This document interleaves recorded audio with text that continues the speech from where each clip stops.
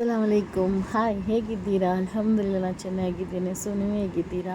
ನೀವು ಚೆನ್ನಾಗಿದ್ದೀರಾ ಅಂತ ಅಂದ್ಕೊಳ್ತೀನಿ. ಯಾವಾಗಲೂ ಚೆನ್ನಾಗಿರಿ, ಖುಷಿಯಾಗಿರಿ. ಸೊ ನನ್ನ ವಿಡಿಯೋ ಇಷ್ಟ ಆದರೆ ಲೈಕ್ ಮಾಡಿ, ಸಬ್ಸ್ಕ್ರೈಬ್ ಮಾಡಿ, ಕಮೆಂಟ್ ಮಾಡಿ. ಮತ್ತು ನಾನಿವತ್ತು ಮಾಡ್ತಾಯಿದ್ದೀನಿ ಪುದೀನ ಶರ್ಬತ್ತು. ತುಂಬ ಕೂಲ್ ಶರ್ಬತ್ತು.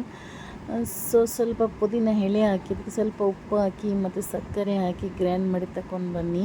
ಇದು ಗ್ರ್ಯಾಂಡ್ ಮಾಡುವಾಗ ಸ್ವಲ್ಪ ನೀರು, ಸ್ವಲ್ಪ 1 ಚಮಚದಷ್ಟು ನೀರು ಹಾಕಿ, ಚಿಕ್ಕ ಚಮಚದಷ್ಟು.